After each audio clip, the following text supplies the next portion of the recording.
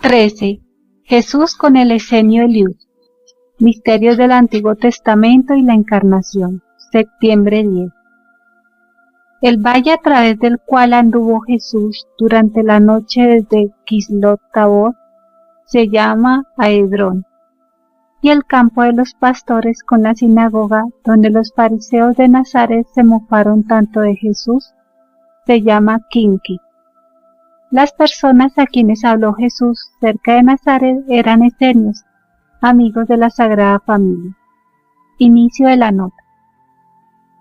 Desde el punto de vista religioso, el pueblo judío estaba dividido en varias sectas: los fariseos, los saduceos, los herodianos y los esenios. Estos hacían una vida ascética, silenciosa y contemplativa. Vivían en lugares retirados, algunos en perfecta continencia, otros temporalmente y otros casados. Fin de la nota. Vivían en lugares acondicionados junto a ruinosos muros de la ciudad. Habitaban hombres solteros y pocas mujeres, separadas de ellos. Cultivaban pequeñas huertas, los hombres vestían largas túnicas blancas y las mujeres llevaban mantos. Habían vivido antes en el valle de Zabulón, junto al castillo de Herodes, pero por amistad a la Sagrada Familia se habían trasladado a estos lugares de Nazaret. El esenio junto al cual se hospedó Jesús se llamaba Eliud, un anciano de larga barba y de aspecto muy venerable. Era viudo y lo atendía una hija. Era hijo de un hermano de Zacarías.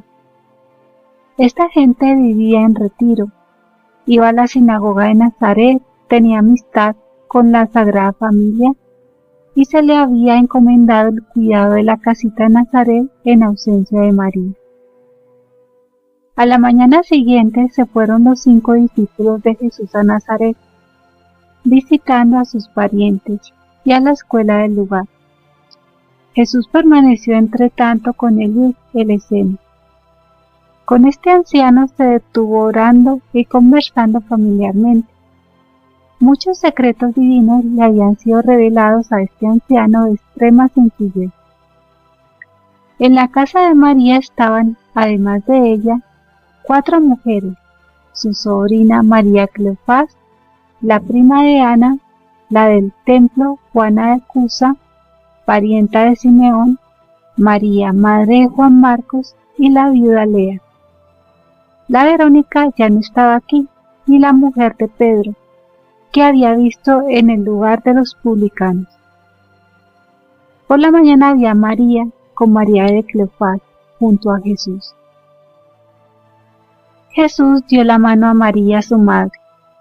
Su comportamiento con ella era lleno de amor, aunque parecía serio y callado. María se manifestó muy preocupada por Jesús y le dijo que no convenía ir a Nazaret, pues allí había mucha animosidad en su contra. Los fariseos de Nazaret, que habían estado en Quinqui y le habían oído en la sinagoga, estaban muy enojados contra él y habían predispuesto al pueblo. Jesús dijo a María que iba a dejar a sus acompañantes hasta que fuera el bautismo de Juan, y que él solo iría a Nazaret. Dijo varias cosas más, puesto que María volvió en el día 2 o 3 veces junto a su hijo. Le dijo también que él iría 3 veces a la Pascua a Jerusalén, y que en la última sentiría ella gran aflicción. Le reveló otros secretos que he olvidado en este momento. María de Cleofás era una mujer de hermoso porte y atrayente. Habló con Jesús durante la mañana de sus 5 hijos, rogándole los hiciera sus discípulos. Uno de ellos era escribiente, especie de juez de paz, llamado Simón. 2 eran pescadores, Santiago el menor y Judas Tadeo. Estos eran hijos de su primer marido, Alfeo, el cual le había dado un hijastro llamado Mateo, de quien se lamentaba mucho por ser un publicano, recaudador de impuestos. De su segundo marido, Sabas, tenía un hijo llamado José Barsabás, pescador. Y por último tenía otro hijo de su tercer marido, Jonás, pescador. Este niño era Simeón. Jesús la consoló diciéndole que sus hijos vendrían con él. Y acerca de Mateo, que ya había estado con Jesús en el camino a Sidón, le dijo que también vendría y que sería uno de los mejores. María, entretanto, partió de Nazaret hacia su morada de Cafarnaún con algunas de sus amigas. Habían llegado de allá algunos criados con asnos para acompañarlas. Llevaron otros objetos que habían quedado en Nazaret la última vez, mantas y bultos con utensilios. Todo se había acondicionado en canastos de mimbre y cargado en los asnos. La casita de María en Nazaret parecía, durante esta ausencia, una capilla bien adornada y el hogar semejaba un altar. Sobre él había un cajoncito y encima de este un florero con 100 treillas. Durante la ausencia de María habitaban la casa algunos vecinos. Septiembre 11. Durante el día estuvo Jesús en íntima conversación con el anciano Eliud. Este preguntó a Jesús acerca de su misión y él le declaró muchas cosas. Le dijo que era el Mesías y habló de toda la línea de su descendencia, aclarándole el misterio del Arca de la Alianza. Escuché cómo este misterio entró en el Arca de Noé y cómo se perpetuó de generación en generación, cómo de tiempo en tiempo era sustraído y dado nuevamente. Le explicó que María con su nacimiento era el arca misteriosa de la alianza.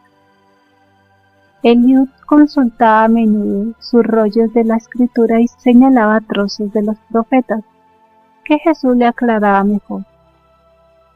Preguntó Eliud a Jesús por qué no había aparecido antes, y Jesús le explicó que él no había podido nacer sino de una virgen que hubiera sido concebida de modo que lo hubiesen sido los hombres a no haber habido la culpa original, y que a nadie se había encontrado desde Adán y Eva tan puros para el caso como los esposos Joaquín y Ana. Jesús desarrolló esto y le mostró todos los impedimentos y dificultades que motivaron el retardo de su venida. En esta ocasión entendí muchos misterios que encerraba el Arca de la Alianza. Cuando el arca cayó en manos de los enemigos, los sacerdotes habían ya retirado el misterio de ella, como solían hacerlos en todo peligro. A pesar de esto, era tan santa el arca que los enemigos eran castigados por su profanación, viéndose forzados a devolverla a los israelitas. He visto que una casta a la que había encomendado Moisés de manera especial el cuidado del arca, subsistió hasta el rey Herodes. Cuando Jeremías, en la cautividad de Babilonia, escondió el arca con otras cosas sagradas en el monte Sinaí, no se la volvió a encontrar. Pero el misterio ya no estaba dentro. Más tarde se hizo un arca a semejanza de la primera, pero ya no contenía todo lo que antes había contenido. La vara de Aarón, como parte del misterio, estaba con los esenios del monte Oreb, y el sacramento de la bendición fue a estar de nuevo dentro. No recuerdo por ministerio de qué sacerdote. Inicio de la nota. Se trata del tabernáculo antiguo de Moisés y del arca de la alianza que se guardaban en el templo. Fueron escondidos por Jeremías en el monte Nebo y se volverán a encontrar en los últimos tiempos cuando se conviertan los judíos y se restablezca el reino mesiánico de que hablan los profetas. Véase Primera de Macabeos, capítulo 2. Fin de la nota. En el estanque, después llamado de Betseda, se conservaba el fuego sagrado. Muchas de estas cosas que Jesús revelaba a Eliud, parte yo las veía en imágenes y parte las oía de palabras. Pero me es imposible reproducir todo lo que entonces entendí acerca de estos misterios. Jesús habló con Eliud explicando cómo él tomó carne para hacerse hombre de aquel germen de bendición que Dios había dado a Adán y quitado de éste antes de caer en la culpa. Le dijo que este germen de bendición debía haber pasado por muchas generaciones para que todo Israel fuera participante de él, y que muchas veces este germen de bendición fue enturbiado y retenido por los pecados de los hombres. He visto estas cosas en la realidad y he visto cómo los patriarcas al morir daban realmente a sus primogénitos esta bendición misteriosa de un modo sacramental, y entendí que el bocado y el sorbo del cáliz que el ángel dio a Abraham cuando le prometió al hijo Isaac era figura del Santísimo Sacramento del altar del Nuevo Testamento, y que esa fuerza recibida por Abraham era en atención a la carne y sangre del futuro Mesías. He visto cómo la línea de descendencia de Jesús recibió este sacramento para cooperar en la encarnación de Cristo, y que Jesús instituyó esta misma carne y sangre, recibida de sus antepasados, en un más alto sacramento y misterio para la unión del hombre con Dios. Inicio de la nota. De este modo se puede decir que el Santísimo Sacramento existió en preparación desde el principio. Dios sacó de Adán no solo la costilla de la que formó a Eva, sino otro elemento sacramental al cual dio su bendición, y que fue la fuente de la gracia para el pueblo antiguo y la preparación de la carne y sangre de Jesucristo. Fin de la nota. 14. Jesús habla con Eliud de Joaquín y de Ana. Septiembre 12. Jesús habló mucho con Eliud de la santidad de Joaquín y de Ana y de la concepción sobrenatural de María bajo la puerta dorada de Jerusalén.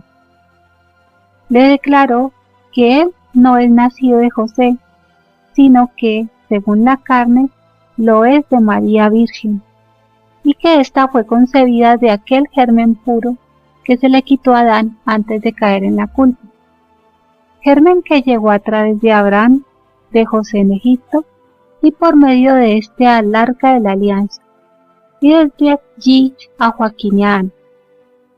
Jesús le declaró que para salvar a los hombres había aparecido él en toda la flaqueza propia del hombre, sintiendo y probando todo como hombre, y que sería elevado como la serpiente de Moisés en el desierto, sobre el monte Calvario, donde el cuerpo del primer hombre había sido sepultado.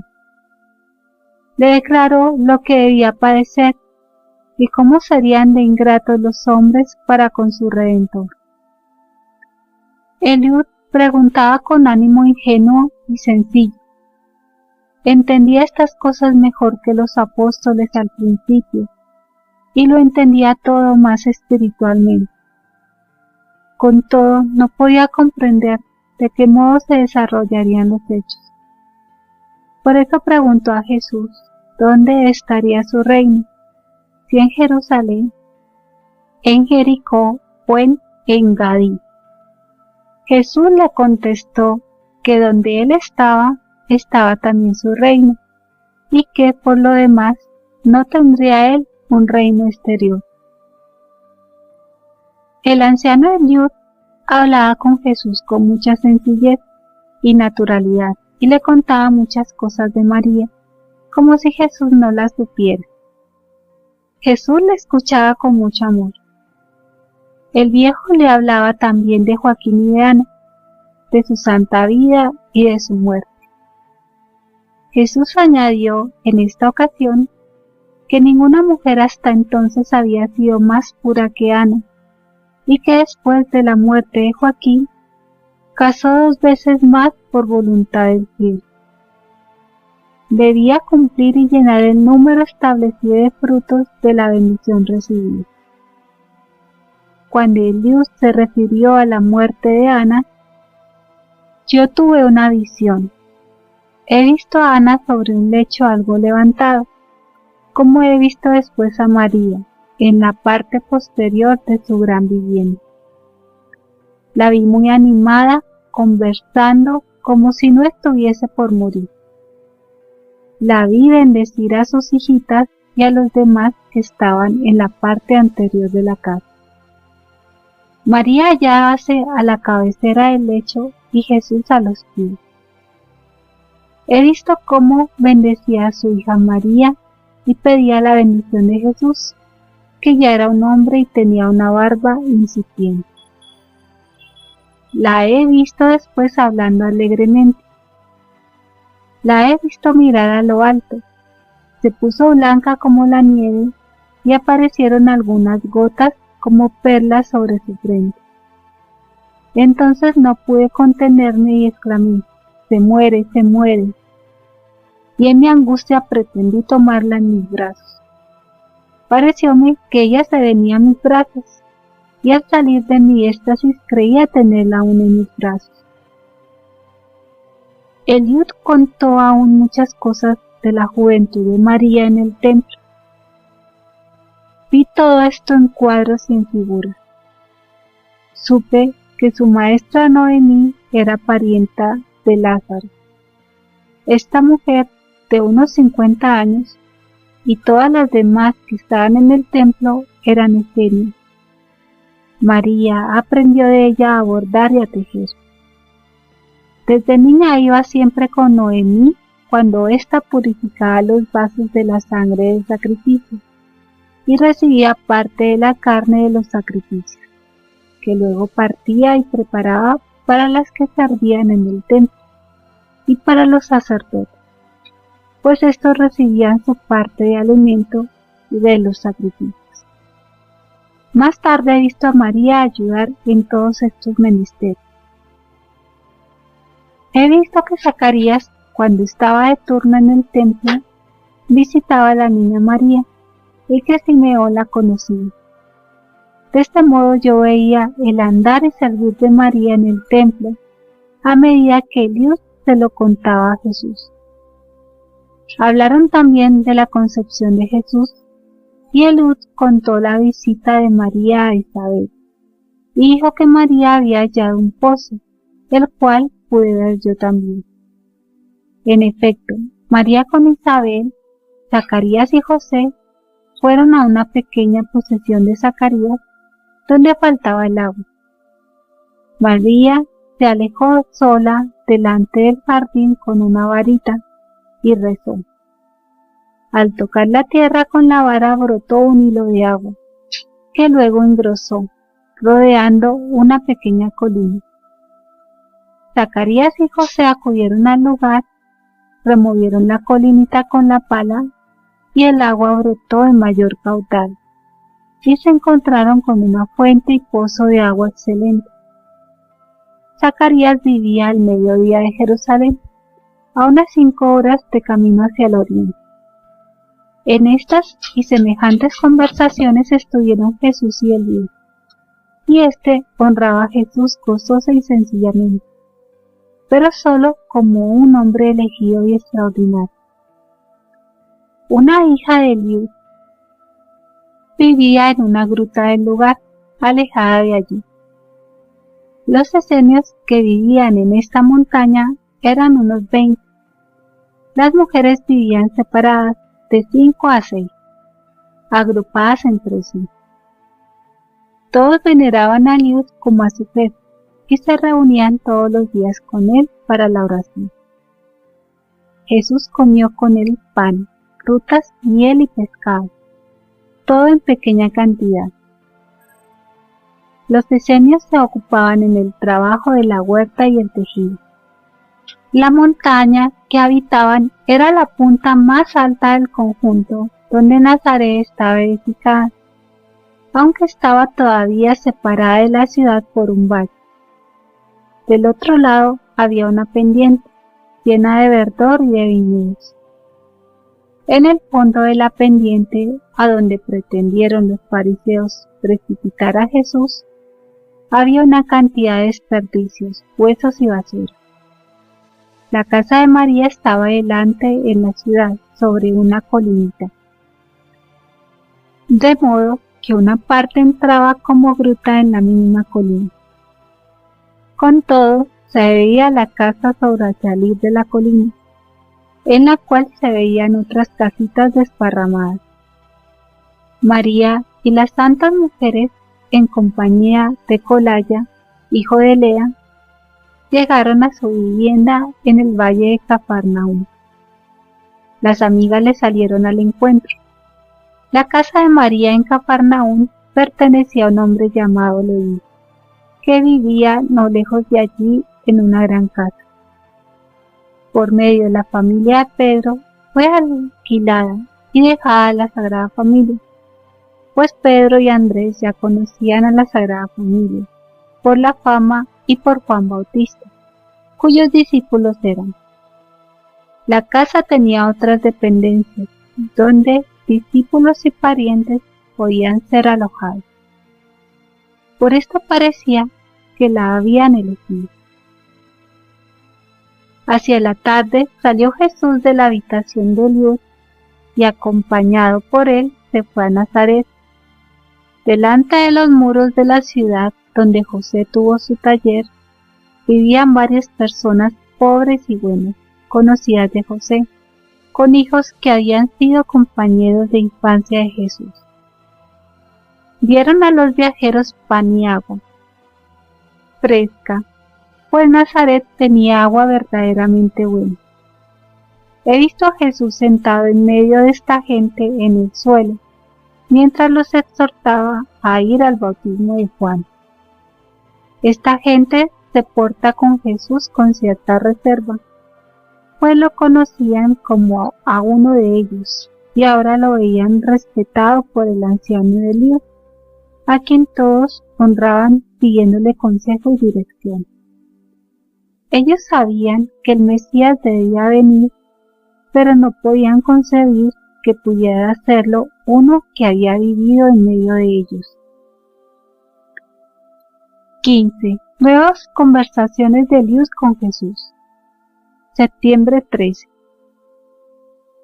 Caminaba Jesús con Eliud desde Nazaret hacia el mediodía por el camino de Jerusalén que pasa por el valle de Esdrelón. Cuando hubieron pasado el riacho Quizón, después de 2 horas, llegaron a un lugarcito formado por una sinagoga, una posada y pocas viviendas. Es una avanzada de la cercana ciudad de Endor, y no lejos de aquí hay un pozo famoso. Jesús entró en la posada. La gente se mostró fría con él, aunque no enemigo. Tampoco Eliud les merecía mucho respeto, pues eran aquí más farisaicos. Jesús dijo al jefe de la sinagoga que deseaba enseñar, y le replicaron que no era costumbre permitirlo a los forasteros. Él declaró que tenía la misión de hacerlo, y entrando en la escuela habló del Mesías, que su reino no era de este mundo y que no aparecería con brillo exterior. Luego habló del bautismo de Juan. Los sacerdotes del lugar no le eran favorables. Jesús hizo traer algunos rollos de la Escritura y les aclaró varios pasajes de los profetas. De manera particular, me conmovía ver el modo tan confiado y familiar de hablar de Jesús con Eliud, y cómo éste creía en la misión de Jesús y su venida sobrenatural. Pero al parecer no podía tener una idea de que Jesús era Dios. Contaba a Jesús con toda naturalidad mientras paseaban juntos muchos episodios de la infancia del mismo Jesús, lo que Ana, la del templo, le contó, y lo que sabía ella de las cosas contadas por María después de su vuelta a Egipto, ya que varias veces la había visitado en Jerusalén. Jesús a su vez le contó otras cosas que el anciano ignoraba. Todo esto con profundas reflexiones. Esta conversación fue llevada de modo muy natural y conmovedor, como hablaría un anciano venerable con un joven amigo íntimo de confianza. Mientras Eliud contaba estas cosas, yo las veía en cuadros y me alegraba muy de veras al comprobar que eran las mismas que había visto y oído en otras ocasiones, excepto lo que a veces había olvidado en parte. Jesús habló también a Eliud de su viaje al bautismo de Juan. Este había reunido a mucha gente, citándola al lugar de Ofra. Pero Jesús le dijo que pensaba ir allá solo, atravesando Betania, pues deseaba hablar con Lázaro antes. En esta ocasión mencionó a Lázaro con otro nombre, que ya he olvidado, y habló del padre de Lázaro y del cargo que había tenido en una guerra. Dijo que Lázaro y su gente eran ricos y que ofrecerían todo su haber para la obra de la redención. Lázaro tenía 3 hermanas, la mayor Marta y la menor Magdalena, y otra mediana que también se llamaba María. Esta última vivía retirada, escondida en casa, pues era tenida por idiota. Llamábanla María la silenciosa. Jesús dijo a Eliud que Marta era buena y piadosa y que le seguiría con su hermano Lázaro.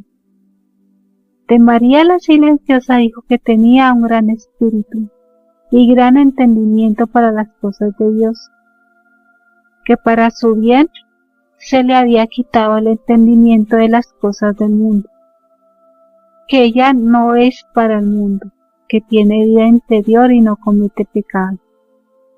Cuando hable con ella, entenderá aún los grandes misterios. Ella no vivirá mucho tiempo más después de que Lázaro y los demás me sigan y dejen todas sus cosas para la comunidad. Añadió que la menor andaba perdida ahora, pero que volvería y sería más que la misma Marta. Septiembre 14. Eliud habló también del bautismo de Juan, aunque él no estaba aún bautizado. Pernoctaron en la posada junto a la sinagoga, desde donde muy temprano al día siguiente partieron, marchando a lo largo del monte Hermón hasta la ciudad de Endor. Desde el albergue se veían restos de muros tan anchos que hubieran podido pasar carros por encima. La misma ciudad estaba llena de ruinas, rodeada de huertas y jardines. A un lado se veían aún palacios y lindas casas, y el otro parecía arruinado como por una guerra. Me parecía que habitaba aquí una casta especial de israelitas, separados de los demás por sus costumbres. No había sinagoga. Jesús se dirigió con Eliud a un lugar muy extenso, con 3 hileras de edificios y muchas piezas en torno a un estanque. Había allí un espacio lleno de verdor, en el lago, pequeñas canoas para baños y se veía una bomba de agua. Parecía el conjunto un balneario para enfermos, y las cámaras estaban ocupadas por ellos. Jesús entró con Eliud en una de esas cámaras, donde les lavaron los pies y les sirvieron. Enseñó en un espacio abierto, mal levantado. Las mujeres que habitaban otras cámaras se situaron detrás de él. Esta gente no era del todo israelitas, sino una especie de esclavos que debían trabajar y pagar cierto tributo de los frutos de sus cosechas. Me parece que habían quedado allí después de una guerra, y creo que su jefe, Sísara, fue batido no lejos y muerto por mano de una mujer. Fueron dispersados como esclavos por todo el país, y aquí habían quedado unos 400, teniendo que ocuparse en trabajar piedras para el templo, bajo David y Salomón. Solían usarlos en el templo y en otras construcciones. El difunto rey Herodes los había empleado también para construir un acueducto muy largo que iba hacia el monte Sión. Estaban muy unidos entre sí, eran caritativos, llevaban largas vestiduras con fajas y gorras en punta que les cubrían las orejas y parecían trajeados como ermitaños. No solían comunicarse con los demás judíos, y aunque podían mandar sus hijos a la escuela común, no lo hacían, porque eran tan vejados que preferían abstener. Jesús les tuvo mucha compasión y les dijo que le trajesen a los enfermos. Estaban sobre especies de camas como mi sillón, pensé en él, porque debajo de los brazos de esos sillones había madera, de modo que bajando los brazos quedaban convertidos en lecho. Cuando Jesús les habló del bautismo y del Mesías, exhortándolos a ir allá, replicaron muy confundidos, que ellos no se atrevían a participar porque no tenían derechos y eran despreciados por los demás. Entonces les habló en una parábola del justo mayordomo. Tuve entonces cabal entendimiento de la misma, que me preocupó todo el día, y luego olvidé la explicación. Espero recibirla de nuevo. También les contó la parábola del hijo enviado a la viña, que solía repetir cuando hablaba a los gentiles despreciados por los judíos. Cuando prepararon una comida en honor de Jesús, bajó el cielo abierto. Jesús hizo llamar a los enfermos y pobres, y con el liud les servía los manjares de la mesa. Al ver esto se mostraron muy conmovidos. Por la tarde volvió Jesús con el liud a la sinagoga.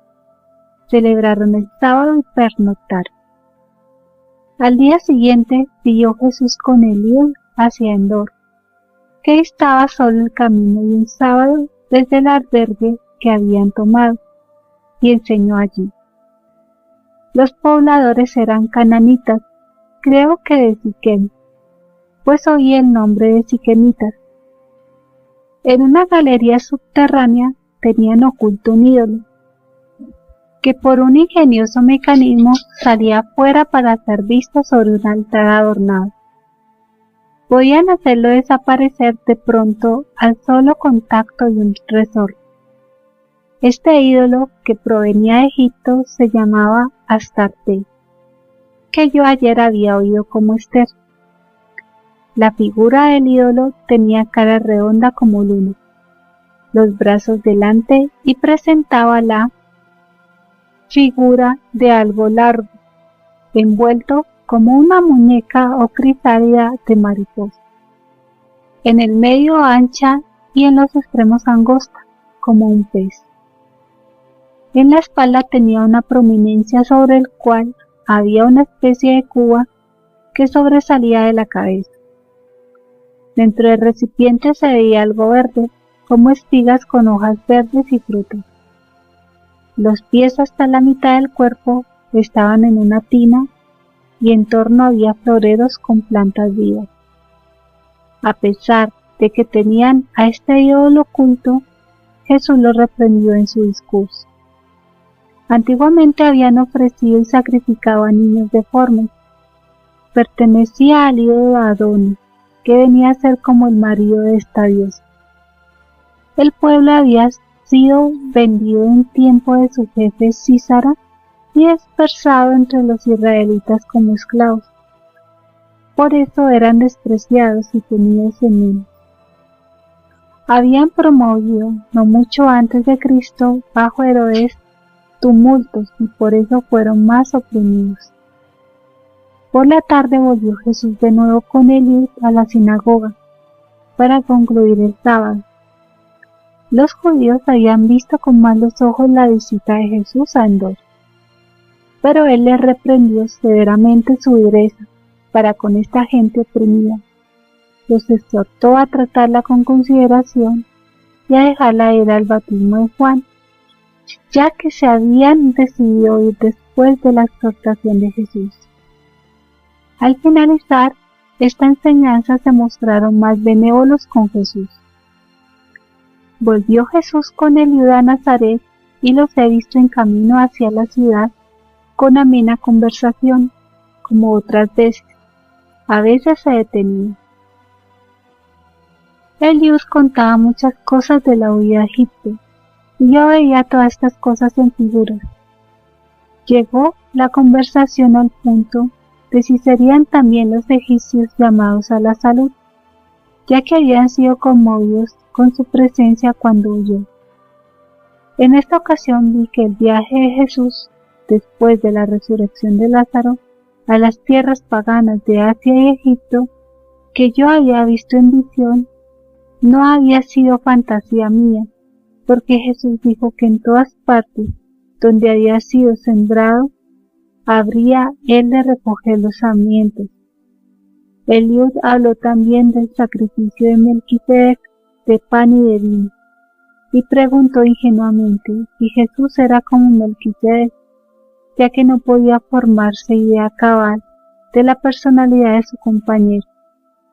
Jesús le contestó: no, aquel debía preparar mi sacrificio. Yo empero seré el sacrificio mío. En esta conversación oí también que Noemí, la maestra de María en el templo, era tía de Lázaro, hermana de la madre de Lázaro. El padre de Lázaro había sido hijo de un príncipe sirio. Había servido en la guerra y recibido en premio vastas posesiones. Su mujer había sido una distinguida judía de la familia sacerdotal de Aarón de Jerusalén, emparentada con Ana por medio de Manas. Tenían 3 castillos, uno en Betania, otro en Herodión y un tercero en Magdala, en el mar de Tiberiades, no lejos de Gabara. Se habló del escándalo que daba María Magdalena y del dolor que causaba a su familia. Jesús se hospedó con Eliud en una casa donde se encontraron con los 5 discípulos, otros esenios y varias personas que pensaban ir al bautismo de Juan. Se reunieron allí otros publicanos de Nazaret que querían ir al bautismo de Juan. Algunos grupos habían partido en esa dirección. 16. Jesús en Nazaret. Septiembre 16. Jesús enseñó nuevamente por la mañana. Acudieron 2 fariseos de Nazaret, los cuales le invitaron familiarmente a acompañarlos a la escuela de Nazaret, ya que habían aprendido tantas cosas de él, rogándole les explicara acerca de los profetas y sus palabras. Jesús los siguió hasta la casa de un fariseo, donde estaban reunidos muchos otros. Llevaba consigo a sus 5 discípulos. Los fariseos se mostraron amigos y él les habló en tan bellas parábolas que ellos manifestaron gran alegría y le llevaron a su sinagoga, donde había mucha gente. Él les habló de Moisés y les explicó muchas palabras de los profetas sobre el Mesías. Pero cuando les dio a entender que él era ese Mesías, se escandalizaron. Con todo le prepararon comida y pasó la noche con sus discípulos en un albergue cerca de la sinagoga. Al día siguiente enseñó a un grupo de publicanos que iban al bautismo de Juan y les expuso la parábola del grano de trigo, que debe ser enterrado. Volvieron a escandalizarse los fariseos y comenzaron a referirse al hijo del carpintero José. Le echaron en cara su compañía con publicanos y pecadores, y él les respondió severamente. Le hablaron también de los esenios, diciendo que eran unos hipócritas que no vivían según la ley. Jesús les replicó que seguía mejor la ley que los fariseos, añadiendo que hipócritas más bien podían ser llamados los fariseos. Originóse la conversación sobre los esenios porque Jesús bendecía a los niños, y era costumbre de los esenios bendecir las cosas y personas. Cuando Jesús salía o entraba en las sinagogas, acudían las mujeres presentándoles sus criaturas para que las bendijeran. Los niños permanecían quietos y sosegados cuando los bendecían, aunque lloraban antes desaforadamente. Las madres le pedían que bendijera a sus hijos y observaban si se mostraba orgulloso al ver cómo se callaban. Traían algunas criaturas que sufrían espasmos y no podían tranquilizarse, y apenas los bendecía se aquietaban. He visto que salía de algunos de ellos como una niebla oscura. Jesús les ponía las manos sobre la cabeza y los bendecía, al modo de los patriarcas, con 3 líneas desde la cabeza y de ambos hombros hasta el corazón, donde convergían las líneas. A las niñas las bendecía sin poner las manos sobre ellas, les hacía una señal sobre la boca. Yo pensaba que era para que no hablasen tanto, pero creo que debía encerrar algún misterio. Pernoctó con sus discípulos en casa de un fariseo. 17. Jesús confunde a los sabios de Nazaret. Septiembre 18. A los 5 discípulos se han añadido 4 parientes o amigos de la Sagrada Familia. Uno de ellos era descendiente de Ruth, que habíase casado con Boaz en Belén. Había en Nazaret 3 jóvenes de familias ricas, conocidos de Jesús, delicados y bien educados. Los padres, que habían oído la predicación de Jesús, convencidos de su sabiduría, persuadieron a sus hijos que hicieran una tentativa con Jesús, que le ofrecieran dinero para que él los recibiese en su compañía, pudiesen oírle y aprender sus ciencias. Estos padres estimaban mucho a sus hijos y pensaban que Jesús no tendría reparos en recibirlos como ayó e instructor de sus hijos. Los jóvenes acudieron hoy a la sinagoga, por medio de los fariseos, y por estos mismos jóvenes concurrió a la escuela cuanto de distinguido o sabio había en Nazaret, para presenciar una prueba de la sabiduría de Jesús. Se encontraba entre ellos un letrado de la ley y un médico. Este era un hombre corpulento, de anchas espaldas y larga barba. Llevaba una faja con señales en el vestido, a la altura de los hombros. Jesús entró y lo vi bendiciendo a los niños que le traían las madres. Había entre estos algunos leprosos que él curó. Cuando predicaba, los sabios le interrumpían, intentando envolverle en sus preguntas y cuestiones, pero a todos los fue confundiendo con sus respuestas y aclaraciones. Las afirmaciones del letrado las contestó con citas de Moisés, y cuando se trató del divorcio fue decisivo. Si el hombre no puede vivir con su mujer o viceversa, pueden separarse, pero permanecen en un solo cuerpo y no pueden casarse de nuevo mientras viva uno de los dos. Esta doctrina no gustó a los fariseos ni a los judíos en general. El médico preguntó si Jesús sabía quién era de naturaleza húmeda o seca, bajo qué constelación ha nacido cada uno, qué clase de hierbas habría que dar a uno y a otro según su temperatura, y cómo estaba constituido el cuerpo humano. Jesús le respondió con gran sabiduría. Habló de las diversas complexiones de los presentes, de sus enfermedades y remedios, y se refirió a la composición del cuerpo humano en términos totalmente desconocidos por el flamante médico. Habló del alma y cómo obra sobre el cuerpo. Trató de las enfermedades que solo pueden curarse con la oración y la mejora de la vida, y otras que se curan con los remedios humanos de hierbas y medicamentos. Todo esto lo trató con tanta profundidad y tanta gracia que el médico se declaró vencido, confesando que lo oído excedía en mucho a sus conocimientos. Me parece hasta que desea seguir a Jesucristo.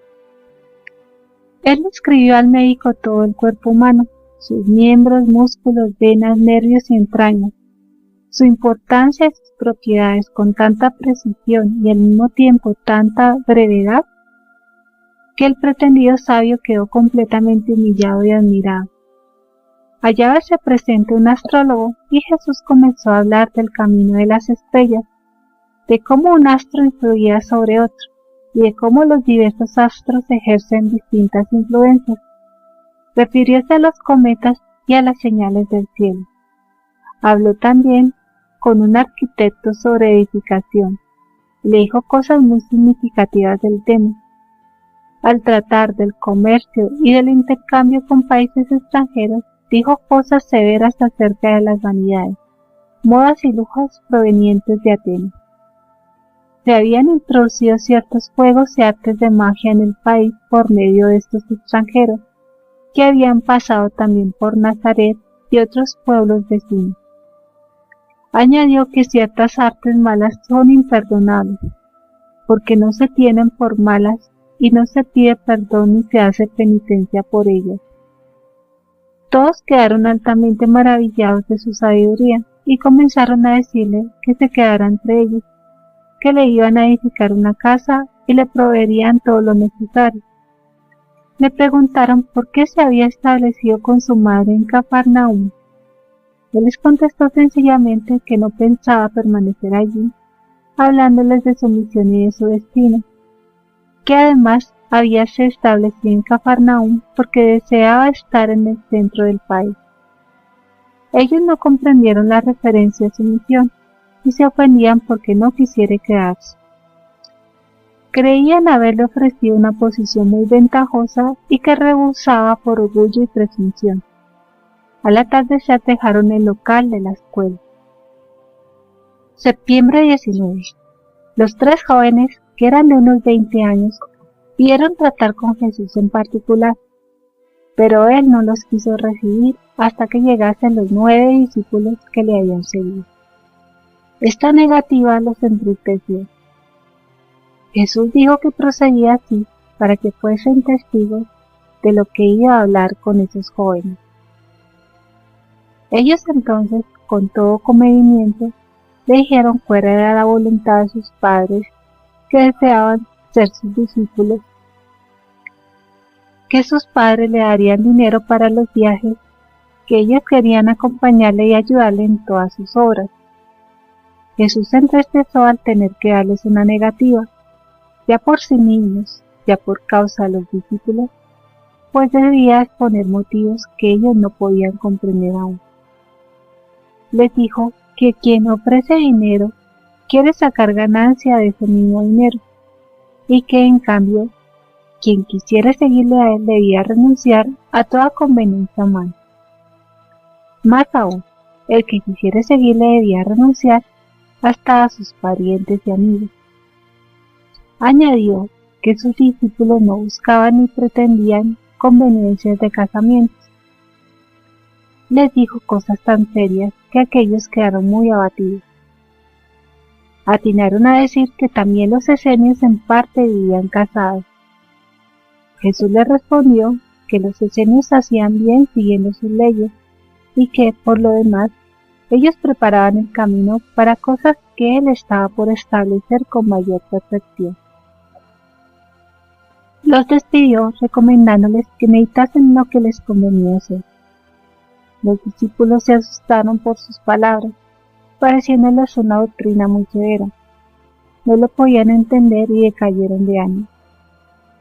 Jesús anduvo con ellos por las afueras de Nazaret.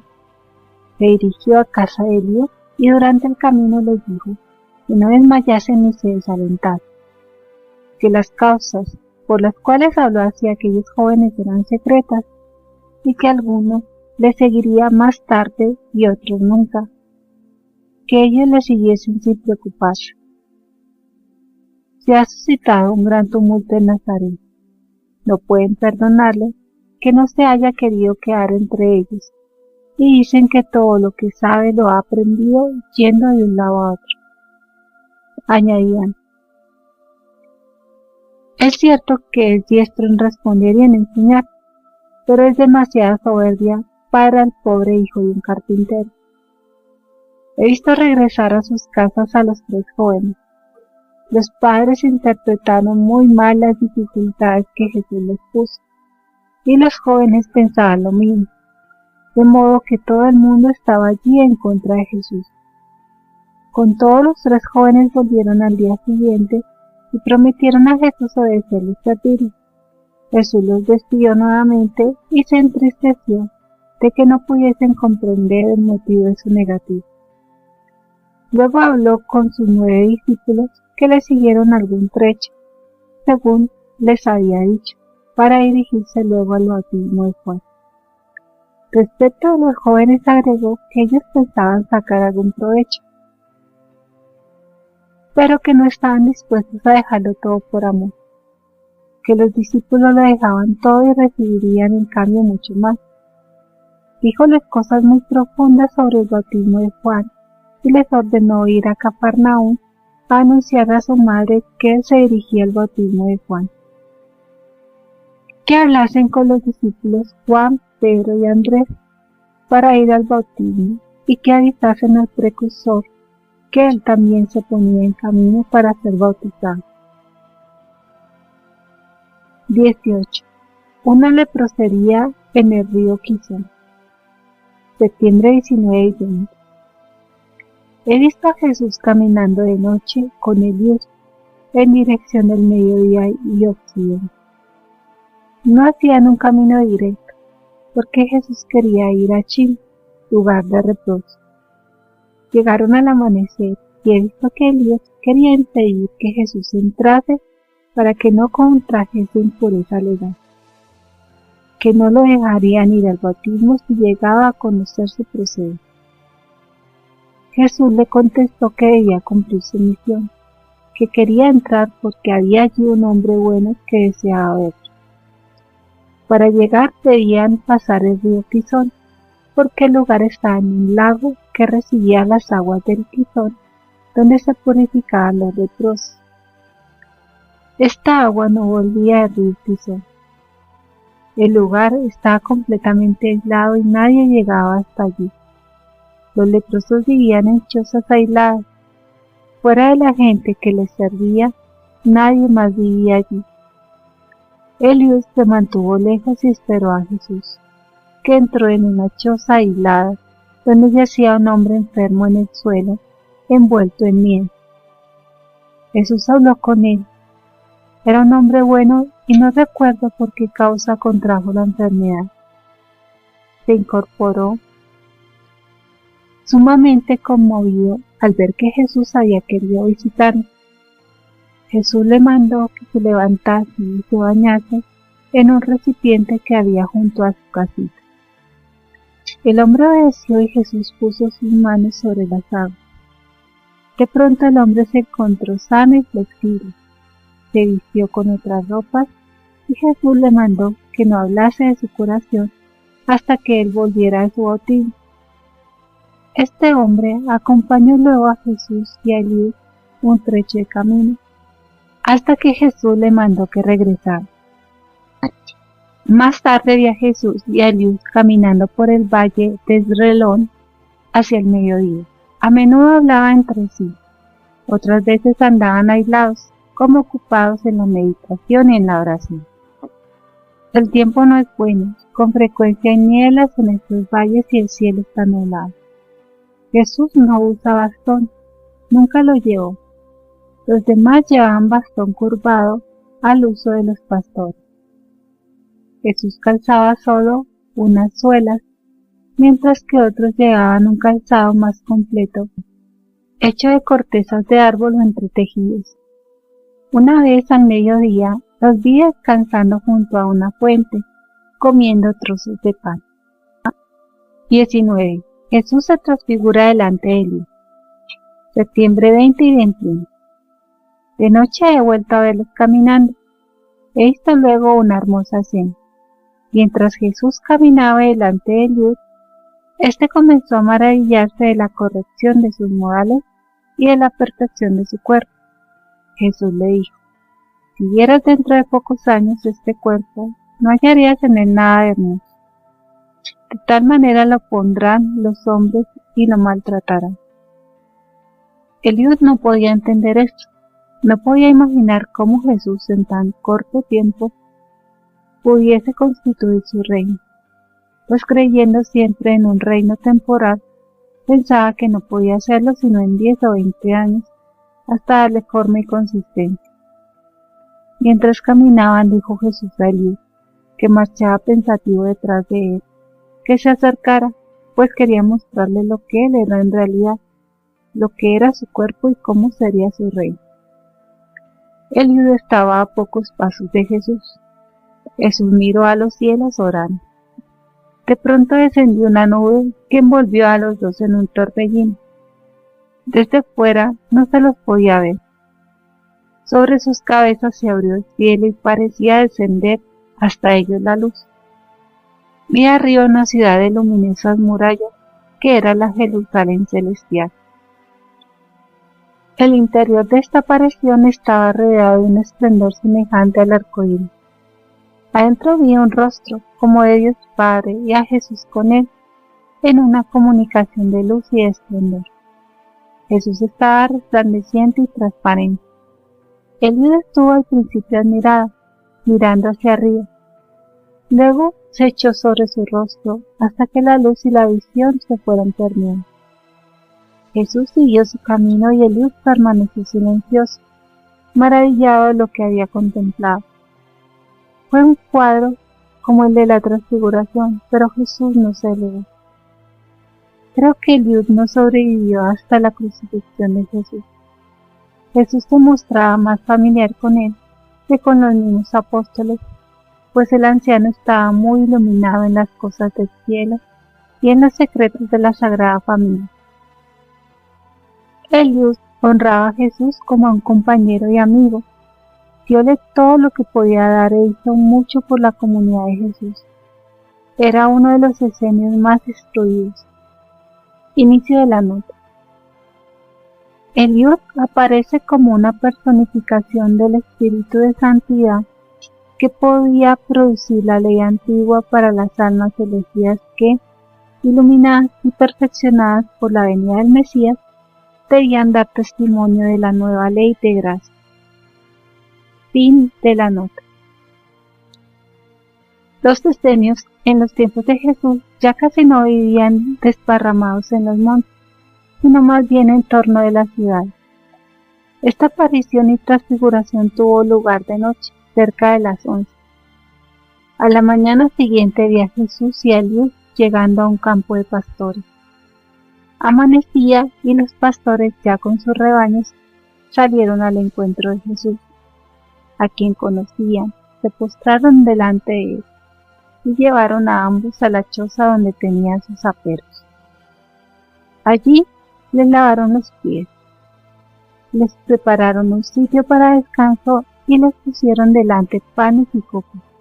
Asaron unas palomitas que tenían nidos en las mismas chozas y que andaban por todas partes familiarmente, como las gallinas. Después he visto que Jesús despachó a Eliud, bendiciendo antes al anciano, que estaba de rodillas. Los pastores estuvieron presentes en esta cena. Le dijo que a él le convenía cerrar sus días en paz y tranquilidad, pues su misión era muy pesada e imposible que le pudiese seguir. Le dijo que lo consideraba de su comunidad, ya que había hecho su parte en la viña del Señor, y que recibiría el premio en su reino. Declaró esto con la parábola de los trabajadores en la viña. Eliud estaba muy serio y silencioso desde la aparición de la noche. Creo que fue más tarde bautizado por los apóstoles. Eliud acompañó todavía a Jesús un trecho de camino desde este lugar de los pastores. Finalmente Jesús lo abrazó y se despidieron con varonil emoción. Se puede ver desde aquel lugar a donde se dirige Jesús para pasar el sábado. En un tiempo lo habitaron parientes de Jesús. El lugar hacia donde se encamina ahora el Salvador solo se llama Gur y está sobre una altura. Un hermano de José, que luego se retiró a Zabulón, muy relacionado con la Sagrada Familia, estuvo habitando aquí. Jesús entró inadvertido en una posada, donde le lavaron los pies, le dieron alimentos. Tenía una pieza para él solo. Se hizo traer un rollo de la sinagoga y oró, leyendo unas veces de pie, otras hincado, mirando hacia arriba, en un sitio apartado. No fue a la escuela. He visto que algunos intentaban hablar con él, pero los despidió. He visto llegar a Cafarnaún a los 5 discípulos más íntimos que Jesús había despachado. Hablaron con María y 2 se dirigieron a Betsaida para buscar a Pedro y Andrés. Santiago el menor, Simón, Tadeo, Juan y Santiago el mayor estaban también allí. Los discípulos contaban muchas cosas de la mansedumbre, bondad y sabiduría de Jesús. Los demás hablaban elogiosamente de Juan, de su austeridad y de su enseñanza, añadiendo que jamás habían oído a otro semejante expositor de los profetas y de la ley. El mismo Juan hablaba entusiasmado del bautismo, aunque ya conocía a Jesús, pues sus padres habían vivido a pocas horas de Nazaret y Jesús le amaba desde niño. Celebraron aquel sábado. Algunos días después he visto a los 9 discípulos guiados por los antes nombrados, camino de Tiberíades, desde donde se dirigieron a través de Efrón y el desierto de Jericó, a donde estaba Juan Bautista.